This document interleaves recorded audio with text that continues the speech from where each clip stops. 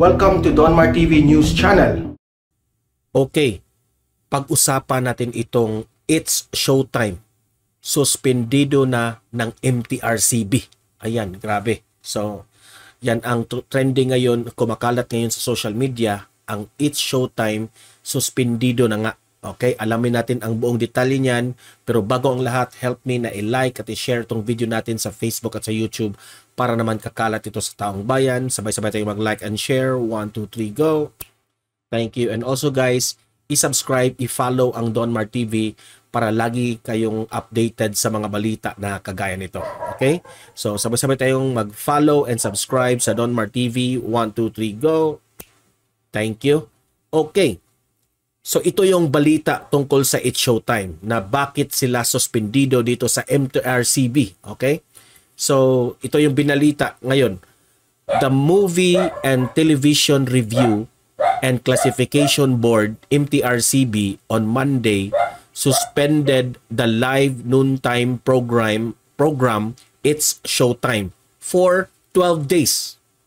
The decision was made in response to the complaints filed by viewers over the show's July 25, 2023 episode. Ito yung ginawa nila sa Isip Bata ni Ayon Perez at itong si Vice Ganda. The show's hosts were accused of acting indecently in the segment Isip Bata. The case was sent to the MTRCB's Hearing and Education Committee, which heard it and asked the respondents to submit position papers in accordance with procedure. So ayan ang balita tungkol dito, suspendido na nga itong It's Showtime. Okay? So ipakita natin yung balita rin ng GMA tungkol dito. Pinatawan ng 12 days airing suspension ng MTRCB ang noontime show na It's Showtime. Ang sagot ng ABS-CBN sa report ni Nelson Canlas. Sinuspinde ng Movie and Television Review and Classification Board o MTRCB ang noontime show na It's Showtime na tatagal ng 12 airing days. Bunso nito ng mga reklamo na natanggap ng MTRCB tungkol sa July 25 episode kung saan naging indecent o malaswa umano ang ikinilos ng mga host sa segment na Isip Bata. Ayon sa MTRCB, sinunod ang procedural process nang i-refer ang kaso sa Hearing and Adjudication Committee ng ahensya na duminig sa kaso at nagpasumite sa mga respondent ng position paper. Sa inilabas nilang pahayag, sabi ng MTRCB, ngayong taon nakatanggap sila ng mga reklamo ukol sa It's Showtime na kanilang inaksyonan. Kamakailan daw ay na-issuehan na ang programa ng 2 warning. May 15 araw ang It's Showtime para maghain ng motion for reconsideration sa suspension.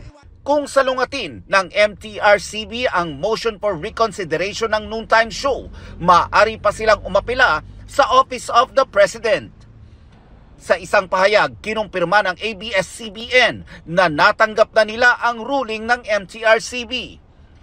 Magsusumite raw sila ng motion for reconsideration. Naniniwala raw silang walang anumang nilabag na batas ang It's Showtime. Patuloy daw silang makikipag-ugnayan sa MTRCB upang makapagpatuloy ang kanilang programa sa paghatid ng libangan at saya sa mga manonood. Para sa GMA Integrated News, Nelson Can. Okay, so yan ang balita ng GMA sa tungkol dyan sa pagka-suspended ng It's Showtime. So the way I understand sa balita, na-suspended sila dahil marami nang nagrereklamo sa taong bayan tungkol nga sa ginawa ni Ayon Perez at itong si Vice Ganda, no? Itong couple na ito. At sa aking reaction dito is pati tuloy yung mga kasamahan nila na damay na walang trabaho for 12 days. Di ba? Oh, yan ang isipin ni Vice Ganda at ni Ayon Perez. At sabi ng It's Showtime, i-defend nila na wala raw silang na-violate na rules. Yan ang binalita ng GMA ha. Para sa akin, grabe naman. Very obvious yung ginawa ni Ayon Perez at ni Vice Ganda na hindi maganda sa mata ng taong bayan yun. May mga bata at ganun yung ginagawa, di ba? We already vlog this one. So, taong bayan ang gustong masuspended itong It's Showtime. Okay? Hindi ito bahid ng merong nagka-interest sa inyo o yung karibal ninyong show. Wala. Yung MTRCB ang gustong isuspended kayo dahil marami ng reklamo sa taong bayan. So ito yung mga isa sa mga reklamo ng taong bayan na binasa natin ang kanilang komento. Okay? Ito yung isa sa mga taong bayan na comment nila. Kaya nga dapat maging responsible at mag-ingat kasi public figure sila. Oh, yan ang nakalagay dyan. At mga influencer pa. Freedom of speech or expression is not absolute. Siguro minsan nakakalimot sila at nalilibang pero ganun pa man, the damage has been done. Kahit sana yung nagkamali lang ang dapat patawan. O, ang ibig sabihin niya dito, sana raw si Vice Ganda lang at si Aeon yung isuspended. Kung na-suspended na lang, siguro naman pinahinga mo na silang dalawa at that time no sa kanilang management. Pero ngayon suspended na sila lahat. Kaya nga nadama yung kanilang kasamahan no sa tungkol sa kamalian na ginawa ni Vice Ganda at si Aeon no. So nadamay. Pero they carry the name of the show. Okay nga. Especially si Vice Ganda. When you say It's Showtime, talagang si Vice Ganda yung tumatatak na sa ating isipan na siya yung nagdala dito sa show. So she must be responsible sa kanyang sarili rin, di ba? Na gampanan ang imahe ng It's Showtime. And that is a lesson learned for everyone to be responsible also for your co-workers. Nasusobrahan kasi minsan ang harutan kahit dapat pang off-cam. Oh, nadadala siguro sila. Yan ang sabi ng netizen ha.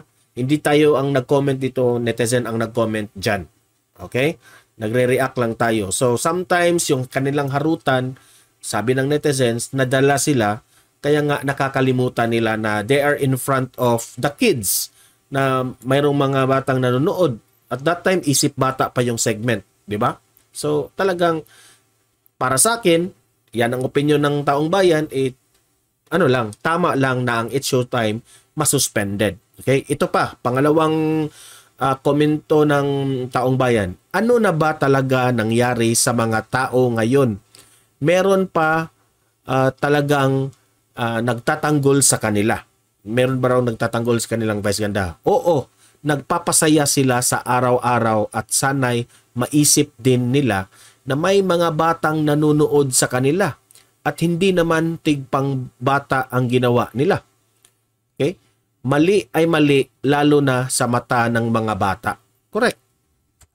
Kasi marami kasing nagtanggol dito sa couple na ito, itong si Vice at si Aeon, sa kanilang ginawa. Pinagtanggol ito sa mga fans nila. Pero ito rin, kumukontra rin ng iba na hindi raw dapat talaga gawin yun, no? Nila Vice at Aeon. Kung humingi sila ng pasensya, mabuti yun ang magpasumbab, mapagkumbaba na lang kasi tao lang naman, tao ay nagkamali. Pero kung hindi pa, mas magandang humingi sila ng pasensya. Kasi kawawa ang mga batang susunod na henerasyon. Kung mawawala ang pagpapahalaga sa moral at dignidad ng ating mga kabataan. Peace out everyone. O yan. Taong bayan rin nan ha, ang nag-komentaryo dyan. Ang sa kanya is, sana i-maintain natin ang dignidad natin. Maraming mga bata influencer kayo. Yan kasi ang reklamo ng taong bayan sa inyo Be responsible kasi maraming nanonood, especially na maraming humahang sa inyo, di ba? So ito pa, another na komento no tungkol dito sa mga audience, sa mga taong bayan, sa mga nagsasabing bias ang MTRCB, kasi maraming nagsasabi na bias itong MTRCB sa pagsuspended sa It's Showtime. Panoorin nyo yung interview ni OG Diaz kay Lala Soto few months ago. Okay, hindi ko na panood 'yan, no? maiintindihan nyo ang proseso ng MTRCB. Pero I think yung MTRCB, tama rin ang kanilang proseso. Talagang nag-study muna sila sa nangyari bago nila hinatulan ng 12-day suspension itong It's Showtime. Huwag tayong manghusga kaagad-agad kasi sa atin din ang balik niyan kung mali naman yung sinasabi nyong bias. Matuto tayong mag-imbestiga. Wala akong against sa It's Showtime. Nanood din ako niyan dati and naniniwala akong pinagdidesisyonan yan ng naaayon sa violation nila. Ang mali ay mali. Tama, no? Ang mali ay mali. Pero masasabi ko talaga hindi bias ang MTRCB. Talagang may violation na gawa ang It's Showtime kaya nasuspended sila. Tama, fair itong kanyang komento. Anyway, magsilbing aral yan sa kanila. Lahat sila damay dyan kasi buong production ang may responsibility sa mga host nila. Kaya nga nadamay ang kanilang mga kapwa host dyan. No? Hindi lang si Ayon at si Vice Ganda.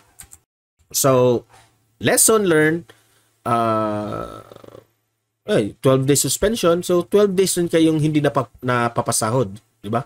So, ito, nagsalita na ang taong bayan tungkol dito, dapat nating respetuhin dahil taong bayan ang boses ng masa. Okay? Hindi nila nagustuhan, so i-accept natin yan, Vice Ganda, Ayon Perez, and the rest of the whole Showtime management, Showtime host, co-host ni Vice Ganda. Sana mag-advise kayo dito sa mga kapwa nyo host, no? Na especially ito si Vice at si Ayon, na be responsible in front of the audience. Yun lang. Okay?